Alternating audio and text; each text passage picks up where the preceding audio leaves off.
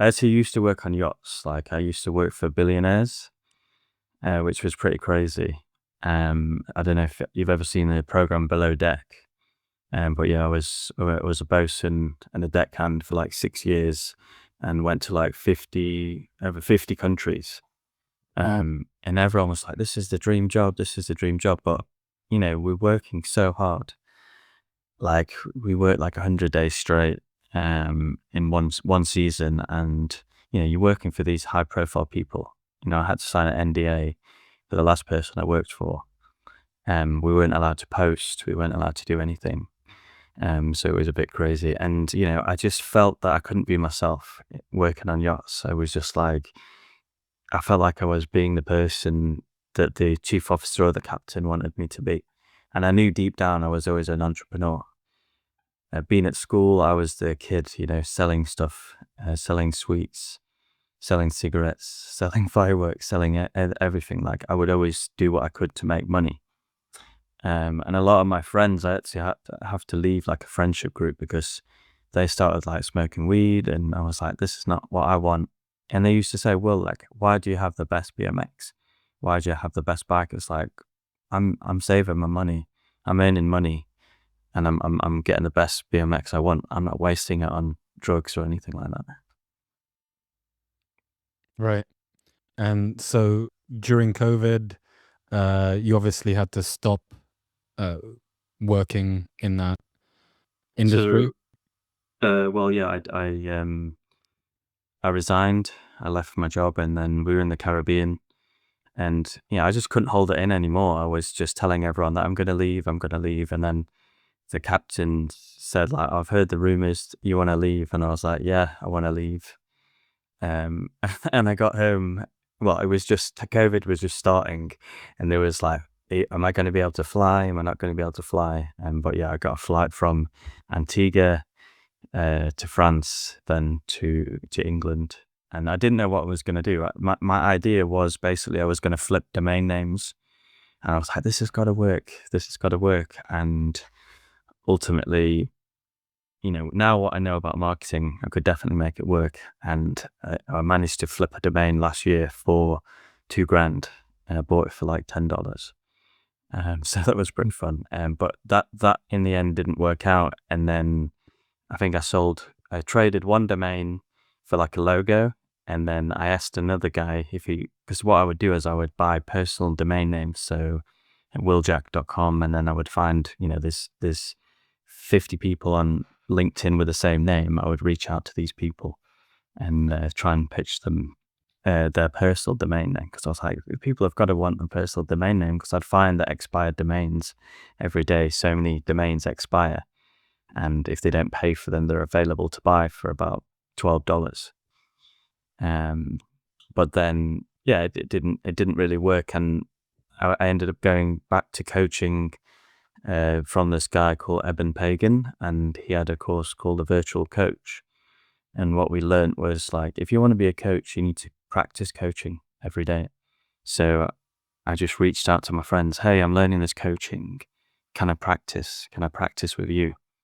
And this led me to reconnecting with my long-term friend. And he was like, he enjoyed the coaching, but he was like, well, I need help with my website. And yeah, I'd done a little bit of funnels. I'd not really built a full website. And to be honest, like I was working for him for free just to get the experience. And then eventually he paid me, not a lot, like $1,000. But at the time, when you're not earning any money, it was amazing. And then I built his website, and I was like, I've already got this domain. I've already got all these designs, because I was working on the yachts and I was trying to build my business while I was working for someone else. And it was too difficult. Like, especially working on yachts is like a party lifestyle. So I couldn't really work and party and then try and build a business at the same time. So yeah, anyway, led me to practicing coaching. I built his website, and then I was like, well, I'm going to build mine. Like I've got the experience now. And I ended up, one of the biggest mistakes is trying to get everything perfect. And I spent 2 months, trying to like make this website perfect, and it was never going to be perfect. One day I just said, right, I'm going to add all the products and I'm going to start advertise. And this comes back to my first ever print on demand sale, where basically, I had this massive argument with my dad. He said to me, Will, like, everything you try, everything's not working. Nothing's working. And I was trying so many different side hustles. I had like 17 different Facebook pages. And I'd agreed to go back on yachts. But I just said, right, I'm just going to give it one more last try. And I bought this print on demand course from this guy called Justin Cena. It was like $1,000 course. And I just said, I'm going to follow this course step by step because I've got nothing to lose now. I've already agreed that I'm going to go back on the yachts. And there was no pressure on me. There was no pressure on me to make the money. So I just followed it step by step. Sorry. Did you say if this didn't work out, then you would be moving back to you would get your job back at the yachts? No, so I'd already said that I was going to go back anyway. Okay. But basically what happened is I set up the store, and I was like, I'm going to go in the cat niche. And I just bought the domain 24whiskers.com. That's how many whiskers a cat has. And I went to Amazon. I was like, what is the best selling cat t-shirt? Like, can I make this better? Can I make a better cat t-shirt? And when I listed it, and then I built a store, I literally had one t-shirt on the store, and I was running Facebook ads the first day. And the first day I got 2 sales, and I couldn't believe it. I was like, I can't believe this. Like, it actually works. So but the thing is, the woman paid like $20 shipping, because I didn't even know how to set up the shipping, but I just took action, and people bought, and it was just crazy to realize, just follow a proven system and just take action. But the scariest thing is that people struggle with is like, somebody's not going to buy my product. And, doing print on demand for the last 5 or 6 years, most of the products don't sell. And that's just something you have to accept. And it's the mindset that I learned from Eben Pagan, is like, treat everything as a test. Everything is a test. And the best feedback you're going to get is putting your product out to the marketplace. Right.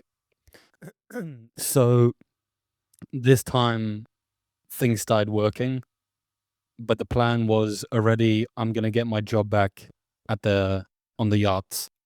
Yeah. So yeah.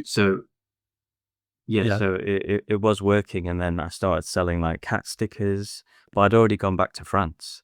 So I was looking for a job in France, and I was going to McDonald's to like use the Wi-Fi to like drop ship these cat stickers. And then ultimately, to be honest, I just went and ended up working on yachts for like a year and a half. And then that was the last yacht. And it was funny because when I left, the yachting industry is the hardest industry to leave, because you literally you turn up and you're getting paid, you're getting chefs cook food for you, you're getting your laundry done, like literally everything's done for you, and it's really good money.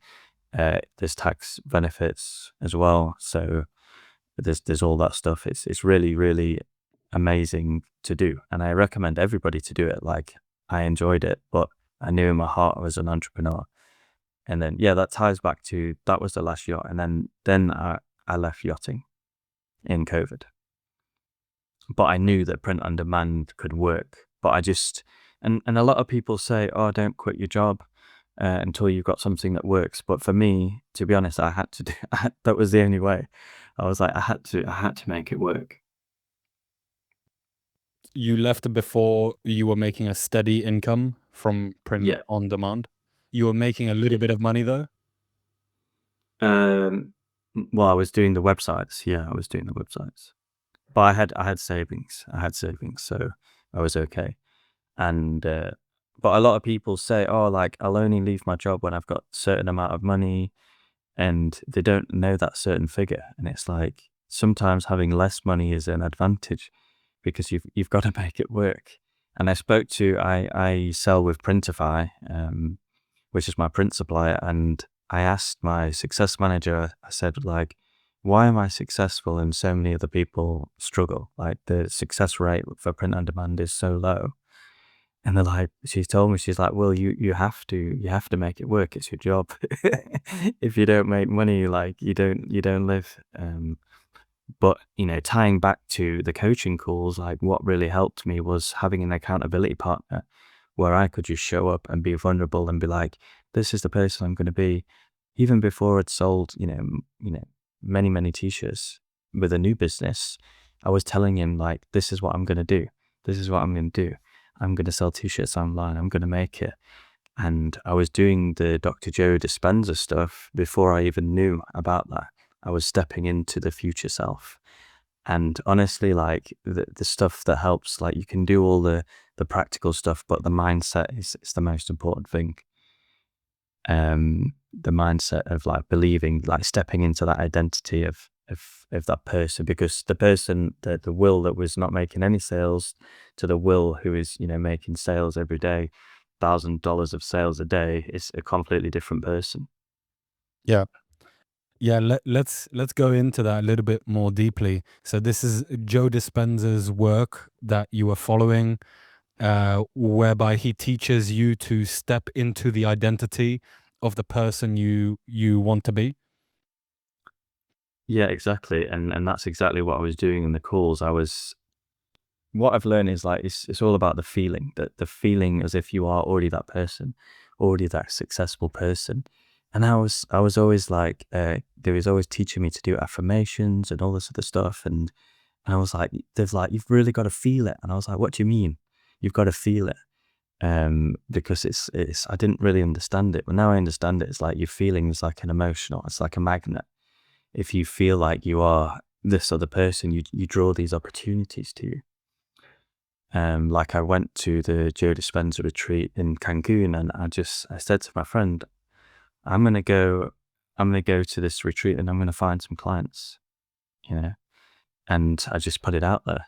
And I have another accountability partner, and I always tell him things that are gonna happen. And then when it actually happens, I tell him, remember I told you this. Remember I told you this. It's like when you want something to happen, you have to speak it out to the universe. But the most important thing is it has to be somebody you can trust, who is going to believe your crazy ideas. Because a lot of people come to me and they say like, nobody believes in me. Um, and it's like, no, you've got to have somebody that you can be vulnerable with and who's going to be a cheerleader. Because to be honest, my parents, when I said I was selling t-shirts, they was like, oh, this is another thing. But actually, like selling t-shirts, and my mum, she used to work at Marks and Spencer's in customer service. So she helped me with the whole customer service stuff with my business. So we actually grew closer together through the business, which was amazing. Right. Yeah, I like how you highlighted that that it's not because you were saying you need to declare it to the universe and speak it out. And then you said, but basically don't just go around speaking about it to everyone, because most people will think, especially if you have an ambitious goal or dream or project, most people will probably think, unless it aligns with the average result of the average human being, they'll probably think that's not going to happen. And then yeah, because I personally, I've struggled with this, with discerning, should I say, I like, often I don't know, should I speak it out? Should I keep it to myself? A lot of the times I've been in situations where I thought, and I regret saying this to this person, I wish I kept it to myself, because the energy I'm getting back is not sort of welcoming of this idea. It's not open to this idea. And I feel like um, it would have been better to keep it to myself. But then, yeah, you're saying you want to declare it. There's also people like Conor McGregor who say you want to speak it out. So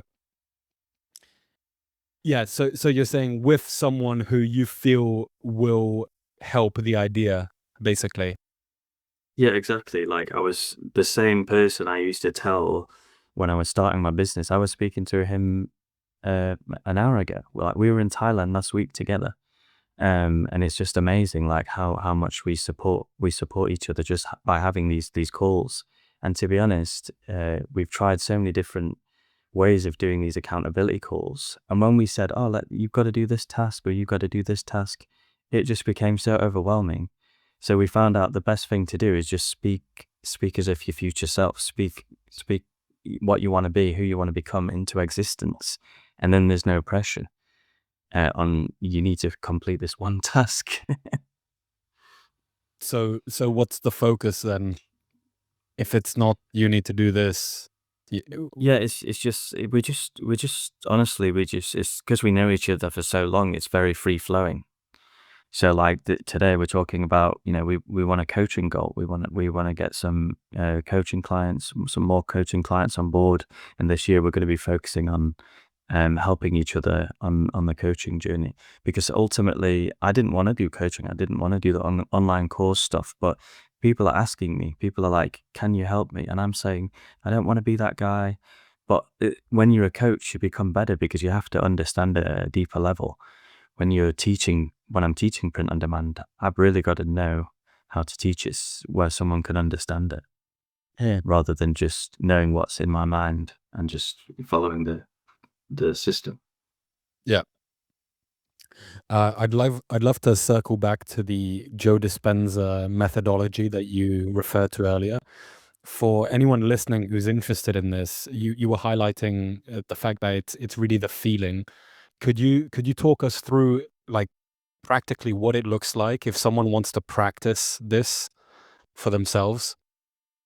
Yeah, so basically, I've been to so many different events. Like I've been to Tony Robbins, UPW, Date with Destiny, Business Mastery, Joe Dispenza events, Funnel Hacking Live. Like it's just so many different events. And what I used to think about events in the beginning was like, oh, you go to this event and it changes your life, but it doesn't. It's what you take from that event and implement into your life daily. So I was at the retreat. I was at the Joe Dispenza retreat last year in Mexico, and people were like, "Oh, you've been to 3 events?" Like they were amazed that I'd been to so many events. It's like, why do you keep coming back? Because it's the most amazing experience. Like what we were talking about, like, oh, you've got no one like that you can just talk to, or you can be yourself. When you go to these events, you have this realization that like I'm not crazy, and everyone's just like me. Everyone knows that there's something else out there. But if it's basically, I have on my phone, the goal is to do the meditations, because once you do the meditations, everything else is easier.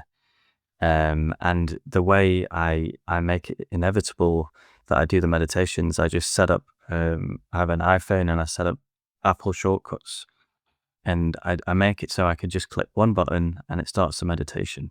Because the thing is, you've got to reduce the decisions that you have to make. So if you have less decisions, it's easier to take action on those decisions, because otherwise it's like, okay, which meditation am I going to do? Oh, I don't know which one. I'm just like, I know exactly what I'm going to do. And when I started meditation 10 years ago, I just started a loving kindness meditation for 10 minutes on the Calm app. And I made sure as soon as I woke up, the first thing I did was play that meditation. Not check Facebook, nothing. Because when you wake up, that's when your mind is the most open, most suggestible. So if I recommend anyone to do anything, is to download the Calm app and do the 10-minute meditation as soon as you wake up and as soon as you fall asleep, and that will it will blow your mind. And the Joe Dispenza meditations specifically, what do they do? This is a guided meditation, I'm assuming? Yeah, so it's a guided meditation, and it's a lot. It's not just like you're sitting in silence. It's more a lot of like mental rehearsal. So you're stepping in, you're embodying that future self. Like the walking meditations are amazing, because you can basically, what he teaches is like, a lot of people, when they do a meditation, they're the peaceful, but then somebody, disturbs them, and then they're back in fight or flight, they're back in anger.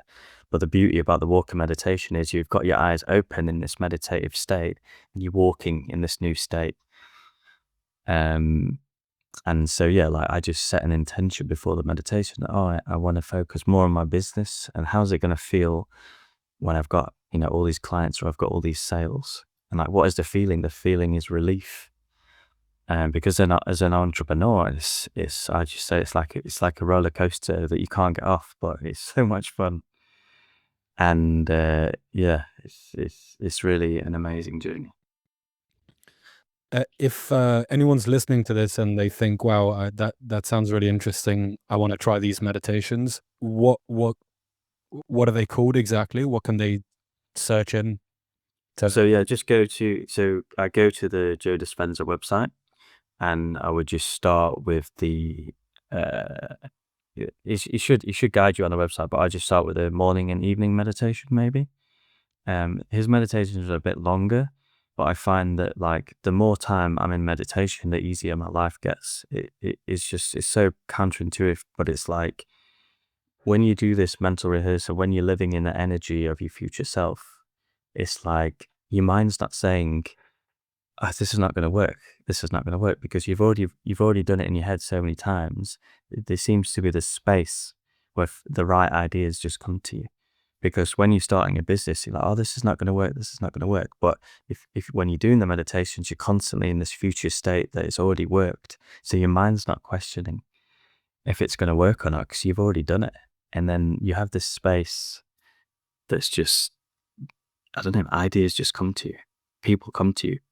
I think about people, they message me.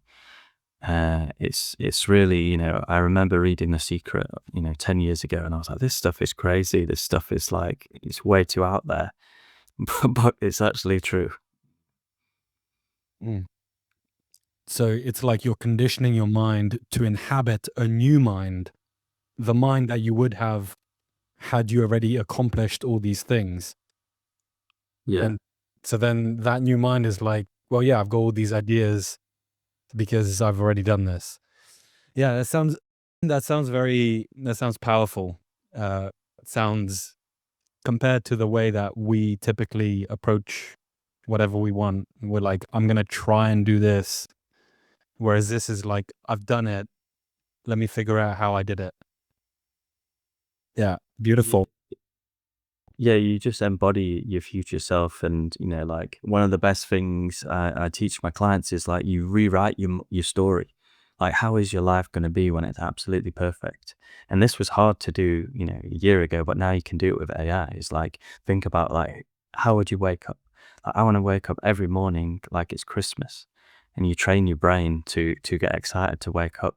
And it's hard in the beginning, but like I just love personal development. I love optimizing my day. I love feeling amazing.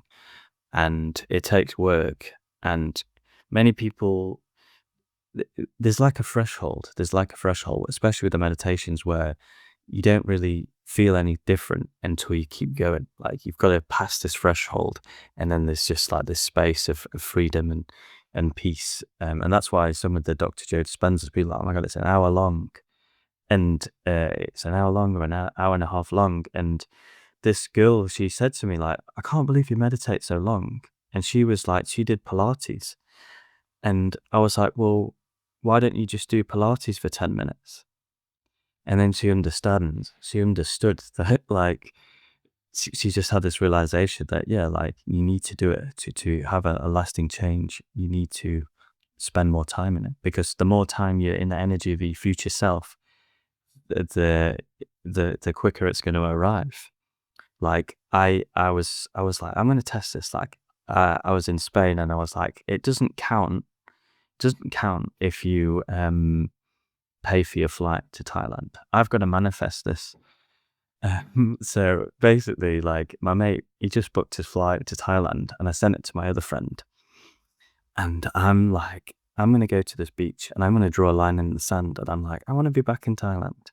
I want to be back in Thailand. So I did this walking meditation and I was feeling the feeling that I'm with my two friends, my two best friends that I've known, collectively like 35 years or whatever.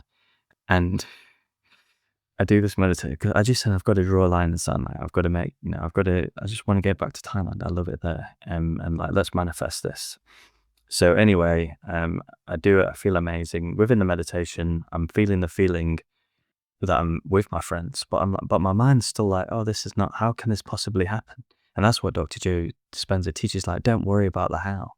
Just focus on like focus on what you really want. And I was watching a YouTube video this morning that affirmed that. And it was like, just focus, spend 90% on the time, 90% of your time focusing on what you want and who you want to become. But yeah, cut a long story short, my friend was like, can you help me? I don't normally do websites, but it was like, can you help me do it? I was like, yeah. He's like, okay, I'll pay you some money, and I want you to come to Thailand as well. No way. So yeah, it was crazy that, like, over the last 6 months, 3 of my closest, really close friends have been out there with me. And yeah, I had on my computer, like, I have my vision board, and I had the place that my friend was staying. I was like, I want to stay there. That's my goal, to stay there. And yeah, somehow we ended up staying there, all 3 of us, in this nice condo that was the best place to stay. And yeah, that's one of the tricks that I learned from, not a nice trick, but what I learned from Dr. Joe is, like, put your goals everywhere, on your phone screen, on your computer screen, like, just have them absolutely everywhere. So you can't, like, I'd have, sales numbers on my screensaver. I just always have it where you can see it. And I get excited about creating the vision board. It doesn't have to be perfect. And I got to Thailand, and then I looked at my vision board, and so many things I've done. And it's so many things on that vision, like, I have to update it. I have to update it because, so many of the things have already come true, and it sounds so crazy. Like, all this stuff sounds like unbelievable. It's not real, but it happens.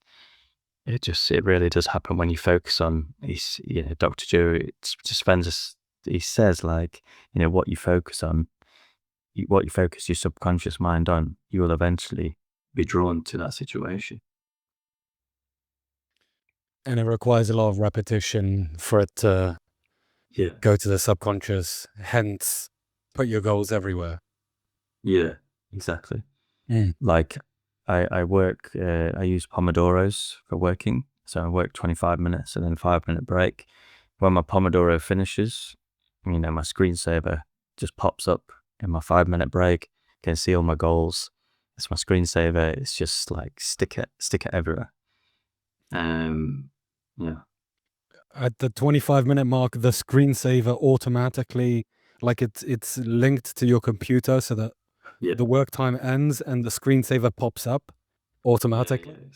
yeah, yeah, Wow. exactly. Yeah, so you don't have to think to yourself. Again, like you were saying earlier, like, reduce the effort. You don't have to think, okay, let me go to my vision board. Yeah, exactly. And Wow. it's just Apple shortcuts. Like, you can just automate everything and make it easy. And that's what I learned from yachts. Like, we would be in the bridge with the captain, and, like, every hour we have to plot on the map, on the chart, where we are. Like, we knew that we were going to the Caribbean, and we've got 5 GPSs. We've got, like, as backup. Like, so, like, every hour you have to plot on the chart, this is where we are, and you're constantly looking, like, this is where we're going, this is where we're going, this is where we're going. But every hour you're checking, are we going in the right direction towards our goal?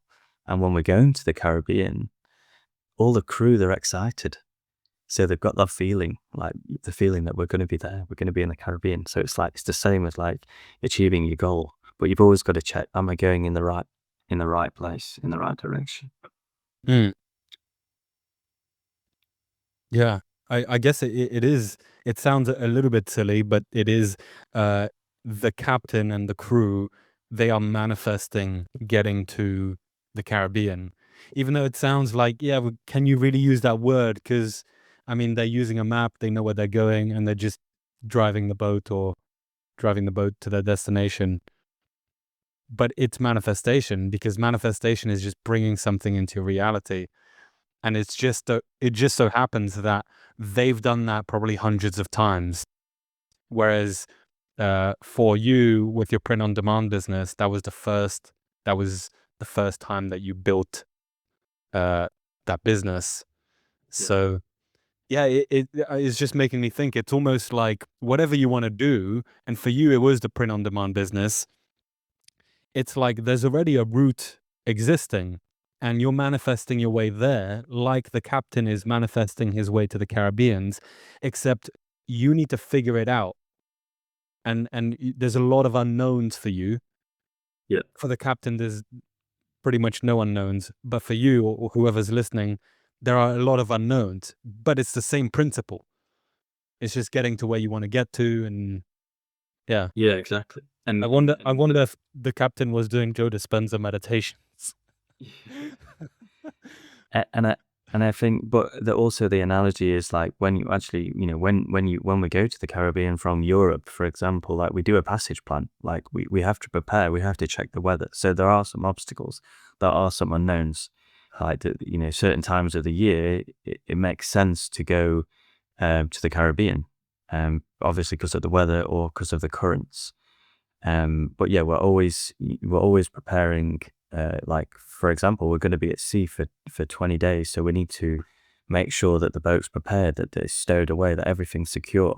And this is what you've got to do when you set your goals. You've got to make that passage plan, and you've got to be aware that there are going to be some issues. Things are going to go wrong. People are scared to take action because it's not going to work or it's not going to have an outcome that they expected. Well, that's the best thing because that's the unknown, and the unknown, the best things come from the unknown. And maybe a product doesn't sell, but that's a lesson, But there's always data. Like the beauty about Facebook is literally, you can show people your product for like $5, and people can say, "Yeah, I want that," and they can buy it, or they can say no. If they don't buy it, you move to the next product. And you have to understand that with Facebook, it's a certain kind of product that, especially with t-shirts, that people are going to buy. Like they're not going to buy just something plain. It needs to spark an emotion. I always tell my clients, like, they have to laugh, they have to cry, they have to, they see this t-shirt and they have an emotional reaction, and they want to buy that t-shirt.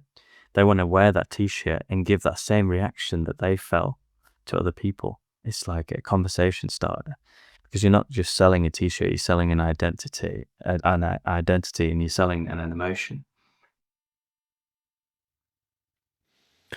What are the you were talking about the failures. Now that you've built a successful business, what looking back, I mean, it's an ongoing journey, of course, but looking back, what have the failures taught you?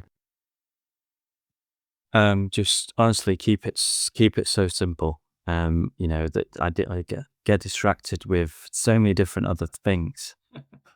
I went into crypto, and NFTs and all that stuff. Like I turned 10,000 into like 130,000 with NFTs.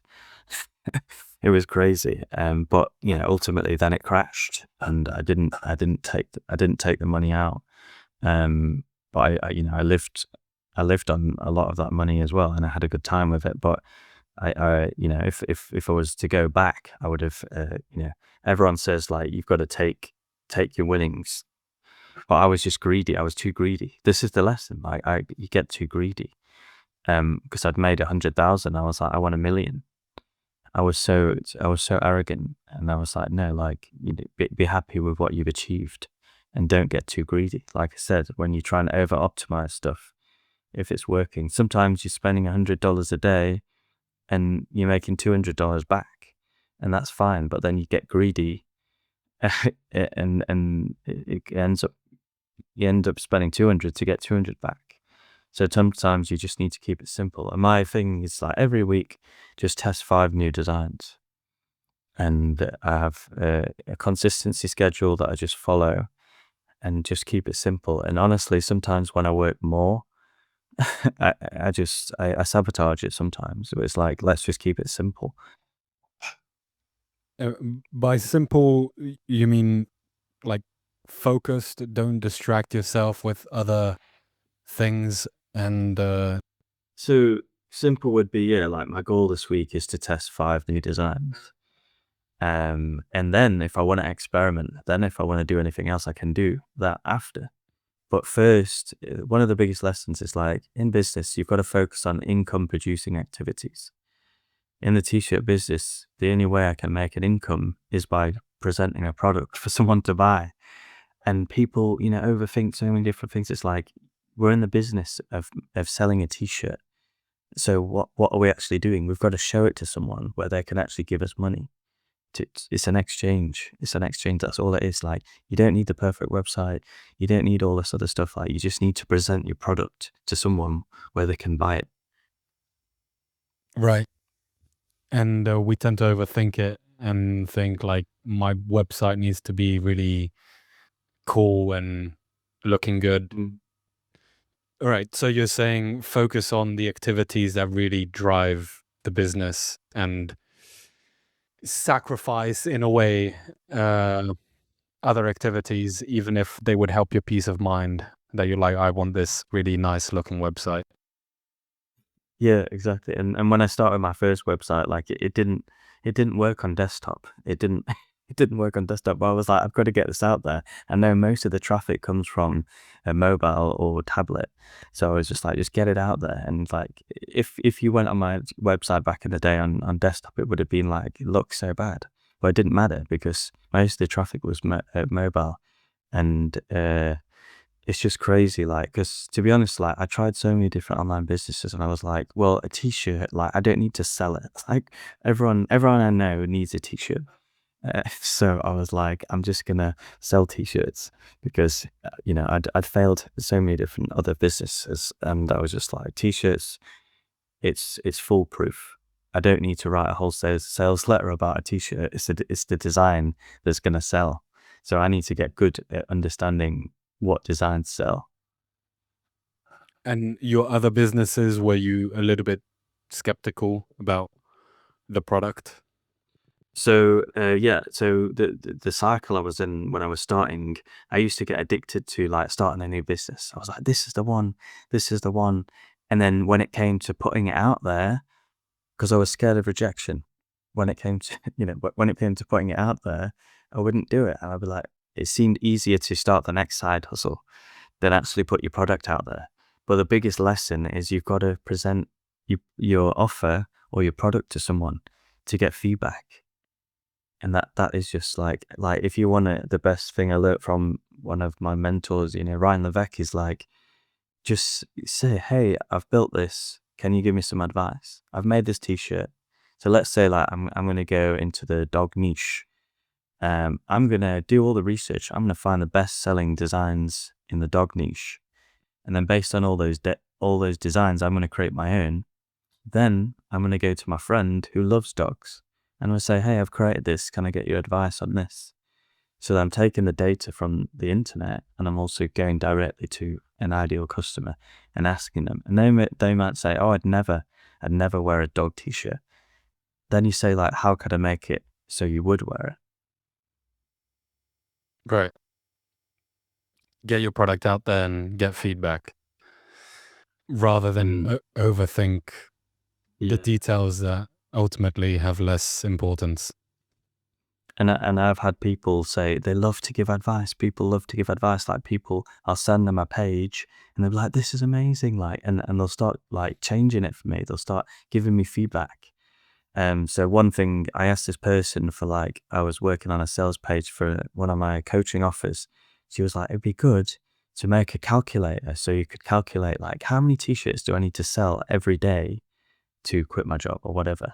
So I implemented this, and then I showed it to the next person that I was asking advice for. They were like, I love the calculator. It's amazing.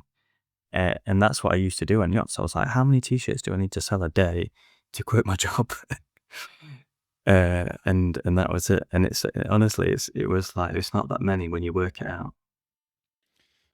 Or was there a point where you realized, okay, this is gonna work? Yeah, so it was funny because I made this design, and I told my designer that I didn't like it. I told my designer like I didn't like it because I was low, and I'll be honest with you, I was low on money. I'd quit my job for like 6 months, and I was getting scared. I was low on money, so I was like, "Can you make something else instead?"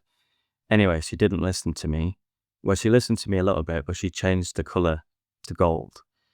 And my mindset is like, okay, I'm going to test it anyway. Like, this design ended up selling like $500,000.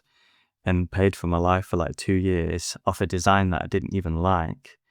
Wow. Um, and it's always the designs, like I'll get excited about a design. I'll spend so much time on it, like making the best mock-ups so people can see the product, making the sales page nice, just really going crazy about the product. And then nobody buys it. But the ones that I'm just like, oh, just test it anyway, those are the ones that sell, which is just crazy. Like the one at Christmas, like I'm not a graphic designer, but I just made some text. I just made it in Photoshop in 5 minutes, and it sold like $70,000. And I made it in 5 minutes. So it was just like sometimes you don't even need a graphic designer or AI or whatever. You can just simply make something simple that people resonate with, and it creates a memory for them. Mhm. You mentioned, we spoke a little bit about Joe Dispenza, the meditations, stepping into the energy of the person you want to be, and thereby attracting ideas and that resonate with that new identity. And earlier you were saying you love self-development. I'd be curious to hear if there's anything else besides the Joe Dispenza practice that you said was a regular part of that's a daily practice. Are there any practices within self-development that you've used to get you to where you are now? Yeah, so one of the first books I read was The Miracle Morning by Hal Elrod, and that is basically, yeah, everyone should read that. It's just such an amazing book because you learn like 6 little things that you can do in the morning. Like you have a morning routine, and you do like if he calls it the savers. It's like 10 minutes of silence, 10 minutes of affirmations, 10 minutes of visualization, um, and then there's like journaling and exercise. So that's what I was doing when I started. And even just waking up early, like sometimes I didn't even follow it, but even just waking up early was like amazing. It felt amazing. But now I've optimized it. So my morning routine is eh, I wake up, I do a meditation, I do reading for 10 minutes. I look at my vision, I've got like a vision planner. So that's 10 minutes. And then I do morning pages, this really helped. It's like, because I was like, oh, there's all these journals. Like, what questions do I ask? Like all these people telling me like, you've got to answer this question, you've got to do that. But like the morning pages is literally just like whatever's on your mind for 10 minutes. It can be stupid, just write it down and just type, or you can write it by hand or you can type it. So I just set up an Apple automation. I was like, okay, find me the nicest song for journaling that's 10 minutes long. I press one button, it opens the page. I can start journaling for 10 minutes, just get everything out. And it's hard. It's in the beginning, it's hard to go for 10 minutes, but everything's hard in the beginning. But then after a while, like you start feeling the benefits. Like people, they say, I'm going to do the meditations, but then they do it for a few days and they stop. But like you're missing the benefits after like a week or 10 days. Then that's where you really reap the rewards. So yeah, like morning routines is really been a game changer for me. Right. Yeah, earlier you was talking about there's a threshold, right? There's a Mm. and within a certain threshold, there's a part of you that's telling you this is stupid, it's not going to work. And then you keep going, and then once you pass the threshold, it's like that part is now supporting this new activity. Yeah, yeah, and that's why I just like I build like Apple shortcuts, these automations that just make it so easy. Like I want to make it fun to do my routines. And yeah, I have it on my phone where I just click one button. Okay, now it's time to read. It goes on my calendar. It logs it all, and it makes it so quick. So like you don't have to think about anything. I just click one button. An app called the Streaks app is a really useful app because you can just set that up with automations to follow your morning routine and make it as easy as possible to do it. But also one of the biggest things is like people do morning routines and they don't do it correctly, or they miss one thing out, and then they say, oh, I give up, like I didn't do it perfect. And that's the biggest mistake. Like, you've got to count what you did. You've got to say, okay, this morning, to be honest, this morning I didn't do my morning routine. But that's fine. It's totally fine. Like, I've still done, as long as I'm doing my work, it's fine. But don't be hard on yourself if you didn't do everything perfect. Have a structure to follow. But if you don't do it perfectly, it's fine. Mm. Yeah, more about realigning with your intention rather than like making a big deal out of the streak. I say that, but I also fall into that trap that it's quite important, the streak. Yeah. Like there's I saw this video on Instagram where it's like a nightclub, and there's a guy in the nightclub doing Duolingo because it's like the last day to keep a streak. And it just it shows how powerful that is in human psychology for some reason, to keep your streak going. And then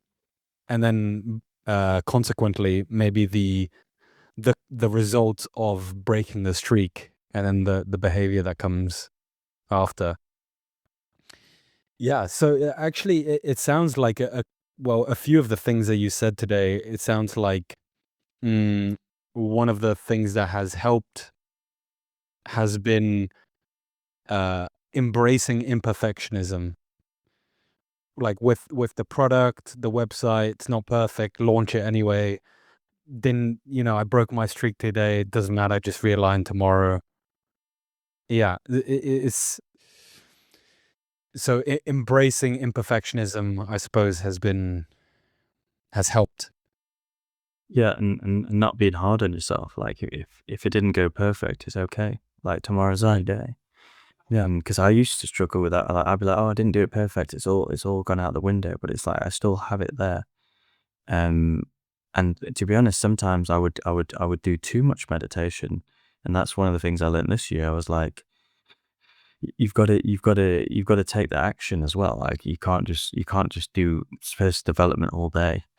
You've got to do the business actions as well. Because I was like, oh, I need to be perfect. I need to be in that right mindset to take action. But ultimately, what Dr. Joe Dispenza says is, like, you've got to have like one foot in the quantum, in the meditative world, so called, and then one foot in the real world.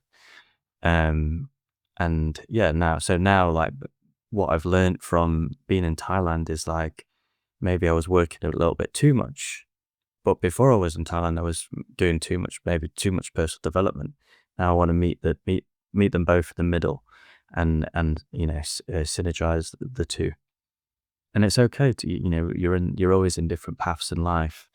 But it's always looking back, like, when you've changed, when you did something, and when you want to change, like, think about, well, what did you do in the past when it worked?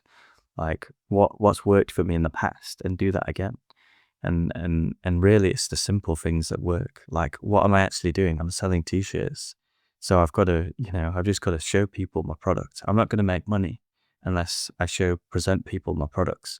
If no one buys my product, then, the product's not good enough, or it doesn't fit with the market, and I need to reassess. And people are scared of spending money on ads. But it's like, it's data. It's data. It's you paying to get the data. Mm. Right. If there's someone, well, now that you've built this business and that it's successful, and you think of the average person who is entertaining the idea, trying but not there, what do you see as the biggest mistakes that we're making that are stopping us from transitioning from dreaming about it to actually having it? Yeah, so, like, I've bought so many different online courses, and there was this one particular online course, and they would reward people who hit certain milestones. So it's like 10K club, 50K club, and 1 million. And I put it on my vision board. I wanted, like, the awards, and I got the 10K club, and I got the 50K award. But then, I don't know why I never got the $1 million award, but he's since moved to something else. But anyway, the mindset was like, I was in this online course, $1,000 online course, and in the Facebook group, there's 1,500 people. But the amount of people that had won the awards was maybe like 50 people, maybe more, maybe a little bit more. So it made me realize that the success rate is very low in most online courses. So I'm like, okay, it said the names of the people that have won the awards. I was like, I need to reach out to these people because these people are doing something different, and ultimately they're just following the course. So yeah, I would make friends with these people, and I've spent loads of money, invested loads of money in courses, but sometimes it's not the course that's the most valuable. It's the friendships that you make in those courses. Like my friends now, my closer circle of friends are people I've met at events or online courses. It's really crazy. Mm. Yeah, I guess it attracts a certain personality, certain interests. Mm. Yeah. Right. So so education sounds like it was a big thing then that separated you from those who failed. Reaching out to, well, doing a lot of courses, reaching out to those who are already doing something well and getting lessons from them. Yeah, Mm. like because ultimately, like you can buy a course, but like again, ultimately, the best data you're gonna get is creating something and putting it out to someone who could potentially buy it. And that's really the lesson. But you have to believe that it can work for you. And there are a lot of people online that I was speaking to Printify, my print supplier, and she was saying that she has to speak to these people that have got this online persona that they're actually making money, but she can see the sales data that they're not actually making money, and they're just selling the shovel, like because people are gonna spend a lot more. They're gonna make a lot more money like selling an opportunity than selling a t-shirt. But I can't do that. I was like, my main thing is always, in the trenches selling the t-shirts because I can't do that. Like I'll only teach. People come to me and they're like, can you help me with this? I'm like, I can only help you with something I've personally done myself. Mm. You know? Yeah. So now you're starting coaching, you're coaching people who want to do the same thing as you. Yeah, exactly. Yeah. Right. So, would you say then that people have they are too little both in the quantum, because I would imagine most people aren't that familiar with this type of work of adopt a new identity now, and then but then also too little in the trenches, right? Yeah, because it's like I got into this world because of my dad because he wanted to quit smoking, and he told me about hypnosis. I was curious. I was like, what we can change. So I was always doing it since I was younger. So it's definitely helped. But it's you've really just got to believe that it can work for you. And I researched other people. I found my competitors, and I found them in Facebook groups 7 years ago asking the most simple questions like, "Oh, I'm selling this product, but someone else is selling it. Can I sell it?" And the realization was like, we all start from not knowing anything. We all start as a beginner. Like, there's no difference between you and another human being. If they can do it, why can't you do it? And I think people just really struggle on the belief, and then they don't want to take action. But ultimately, you have to take action, and things won't work, and that's okay. But it's data. Most things don't work, but the things that do work, can change your life. And don't be scared of rejection. It's just an amazing thing. Mm. Right. If you had one thought that you could leave to the world, what would it be?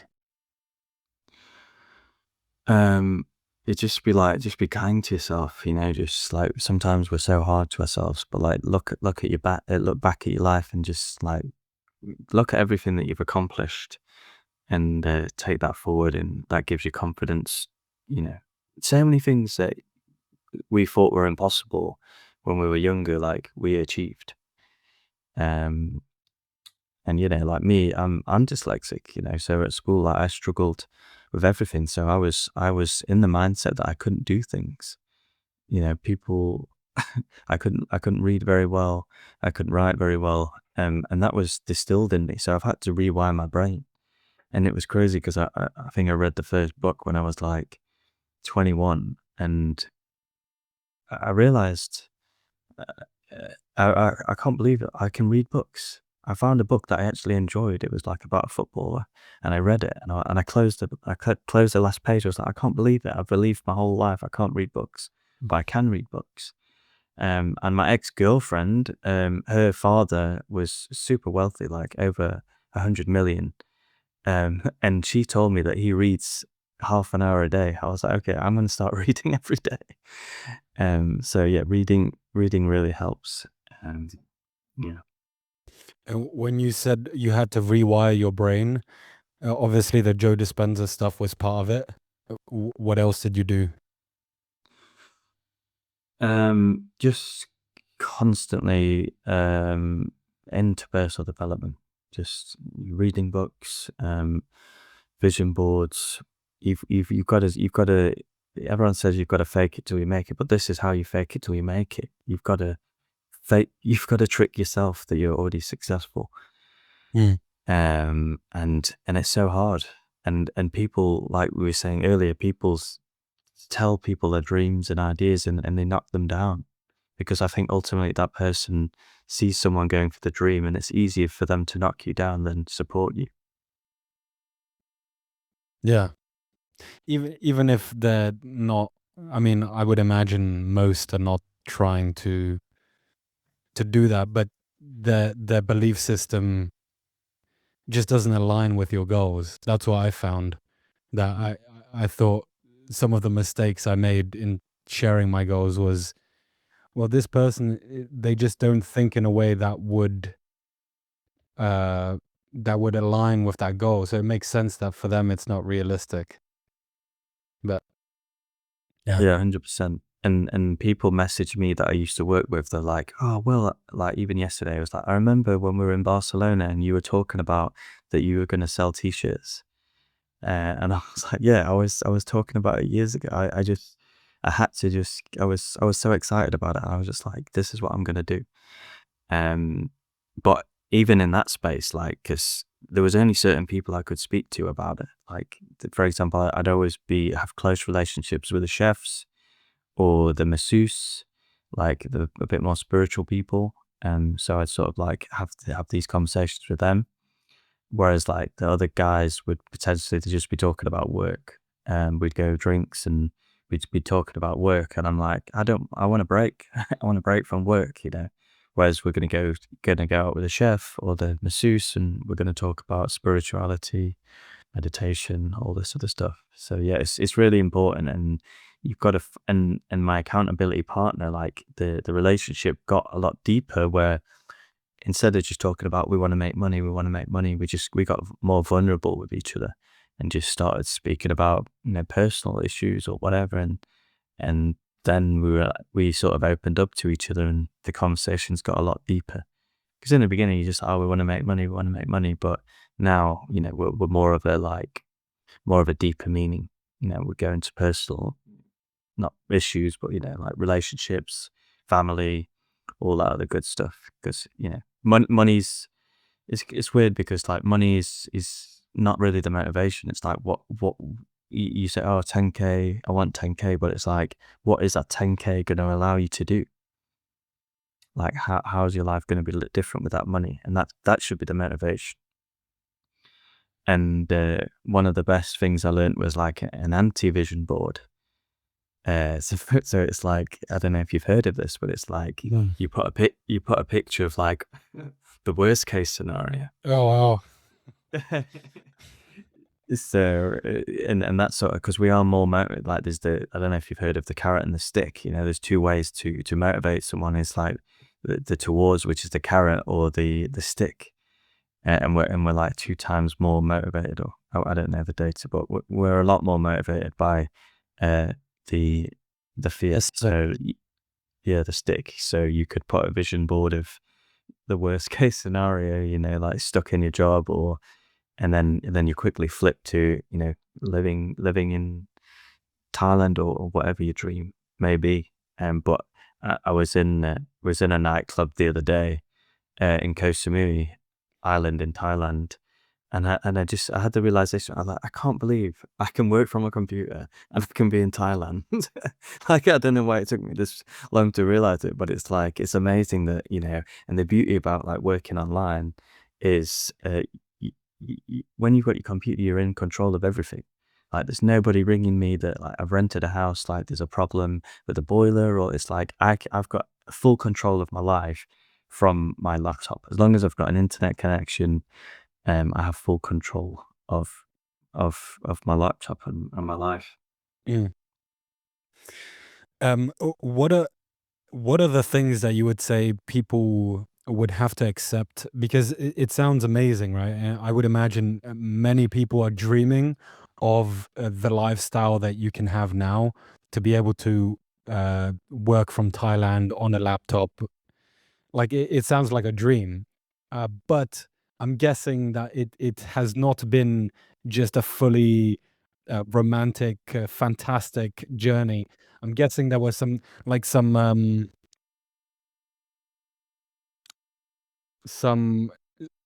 what were the difficult things, the things that, if someone says to themselves, I want to make this happen, what must he or she accept that they will have to do or not do in order to make that happen? It's a really good question. I think that you have to accept that it's not what, like, I'm saying. Yeah, I'm living in Thailand, and people just say the easy bits. They don't really talk about the hard, the hard bits. But and that's what happens. People come to me because they see a TikTok video or they see a YouTube video, and they're like, "Print on demand's so easy," and then they're thinking that it's easy, but actually it's not, because it takes, it takes time to learn a skill. It takes time to learn a skill. So the lesson really is like, it's not always going to be plain sailing. And for me, like, I've lost access to my Facebook ad account. I landed in Thailand and my ad account was, I couldn't even log on Facebook for 2 weeks. I couldn't log on Facebook, and my ads were running, losing money. I had no way of accessing my Facebook. And yeah, like, sometimes you lose money. Sometimes, like, in the beginning, when you start, this is the thing, when you start your business, it's like, it's the opposite of a job. You're working and you're paying for software, you're paying for ads. Um, but that's, that's part of it. Like, some clients, they struggle that they have to pay for ads, they have to pay for software, but that's part of the game. Like, imagine, my store, the bill today was like £115 to run my whole store. But that's not including the ads, but that's just how much my Shopify store cost me, which is nothing. Like, imagine if I had to build a whole store, like a shop in real life. Like, I had to rent a premises, I had to print all these t-shirts.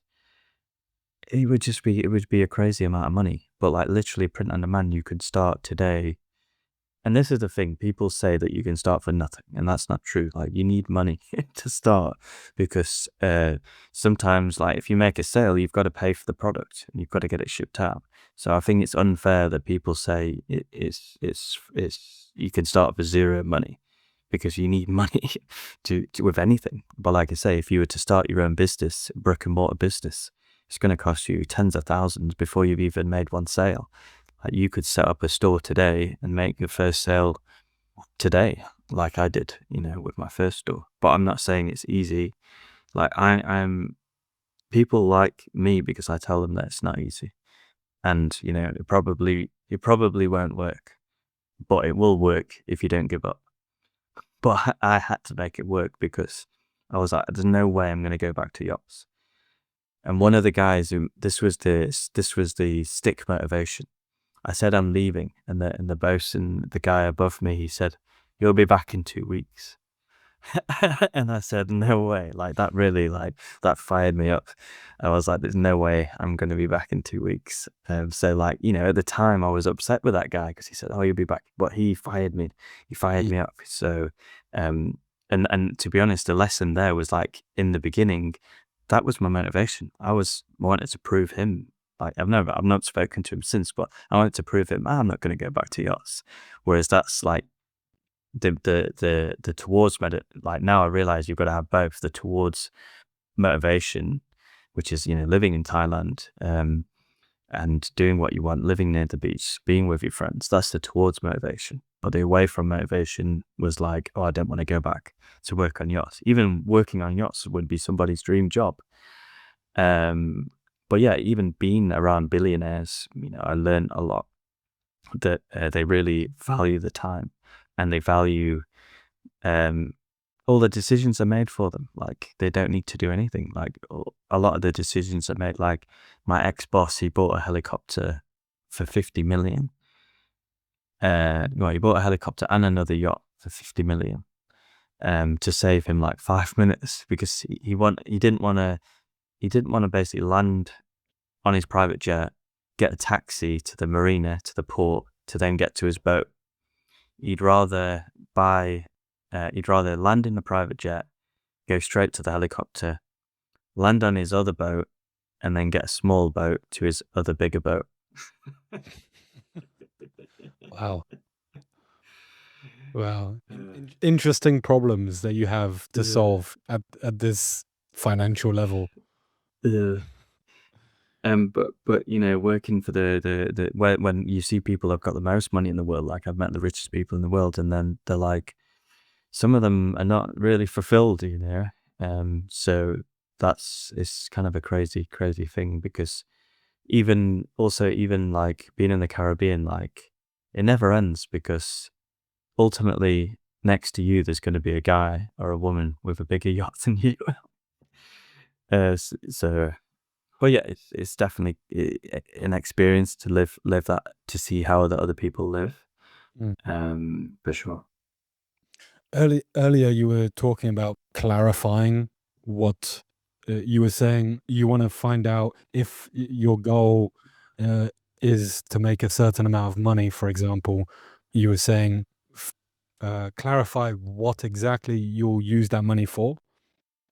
Yeah. Um, Yeah, I'm just wondering how important was that sort of to clarify those things for you rather than just to be like, I want to be rich or I want to have a business and to be like, I want to spend money on this and have this exact thing as my lifestyle. How important was that So I for you? think what I learned again from Dr. Joe Dispenza is like you don't want to, you want to set a goal that's a never ending goal. So like the goal should be like, how can I be the best print on demand coach? Because I know I can always be better.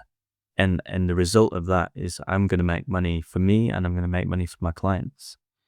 Whereas if I say I want to make 1 million being a print on demand coach, it's just like whatever.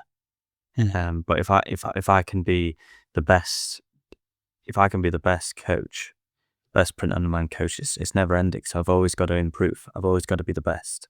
Always got to, how can I improve? But yeah, like I think working in my old job, now I realize like when you earn your own money, like I've I had I made money out of thin air. Like I just had my laptop and some ideas.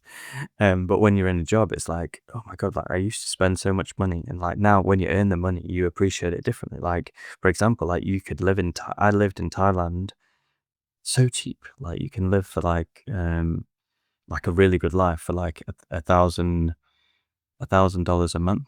And that's, everything with, I use like credit card to pay for the accommodation. So like I was living, you can live so cheap as well.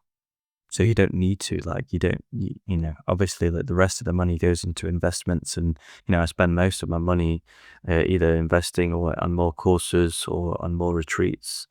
Because, I went to the Dr. Joe Dispenza retreat and it cost me like 4K, but I got like 12K of clients. So, I 3x my investment on that. And I've got friends for life. Mm.